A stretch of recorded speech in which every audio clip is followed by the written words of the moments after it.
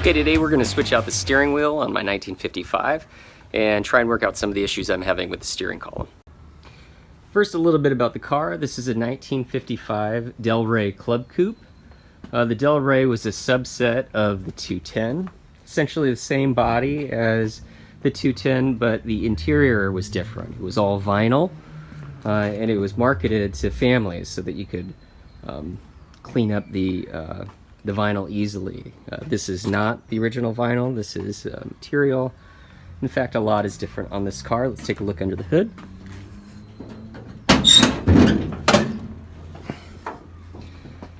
I've got a 5.3 LS swap here, cold air intake. Also have vintage AC for hot summer days in Los Angeles where I live. And of course we've got power steering. That's going to be important for the 15-inch steering wheel I'm putting in. Inside the car, got a 4-speed Muncie M20, and I've got a Gear Vendor's overdrive. That's what this button is right here. And so when I press on this button, I get a 5th gear for cruising on the freeway. This is the new steering wheel. I've already put it in, but now we're going to back up and see the old one that I've switched out and see how I got there. Got a new 15-inch CPP replica steering wheel. I've got my passenger car shop manual for the 55 and my steering wheel puller that I rented from AutoZone.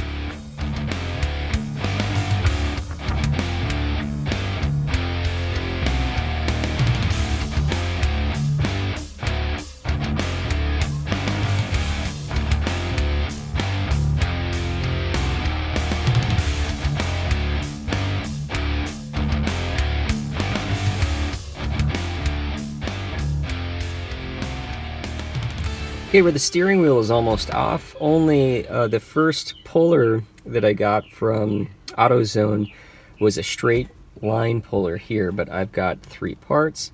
So I had to go back and pick up a harmonic balancer puller kit, is what it's called. It's got these 3 sections to pull. All right, so let's get this off.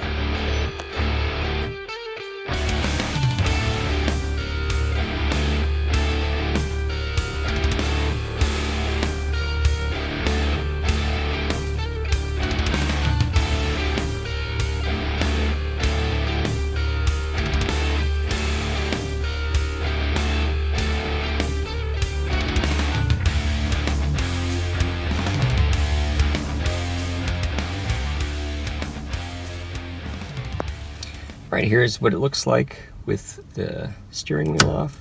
You can see the turn signal mechanism, which is a little loose.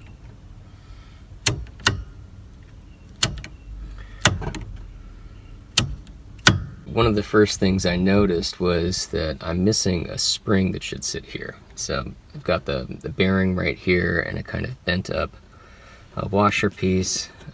I've gone ahead and bought a new bearing just to make sure that this is sort of situated properly. I've got some movement on there. I'm hoping the new bearing is going to fix that, but what I'm missing is this piece here, which goes directly on and then creates some tension with the steering wheel. So my car was running a little rough around the steering wheel, and this definitely has something to do with it. And then there's a second issue that I'll show you a little bit more once I take these screws out. But this casing here for the turning signal, when I drive, it would oftentimes shift down like this. Got so bad that sometimes I would even grab it when I was doing the shifting, which is obviously not what you want to do. But then other times it would stick and it wouldn't do that. And that's an issue right behind this. I'm going to show it to you in a minute, which I figured out. Okay, so I've now removed the screws that holds this signal housing in place. I'm going to remove that. And what you've got underneath here is the locking plate and also a spacer that sits in front of it. Now, the housing the signal housing section here locks into these three pieces. And as I was looking over the manual, I realized that this spacer was not in the right place, that the spacer needs to be behind the locking plate. Let's see a version of it right there. But what I've got is, I've got the spacer in front of the locking plate, and as a result, this locking plate, which slides into these grooves, had too much play and movement, and so when I'd go to signal and press down on the signal housing, the whole thing would shift and fall. Not fall, but shift downwards. So if you're having something similar, a similar experience where you're trying to signal and the whole thing is moving, you're either missing the washer or it's in the wrong order this way.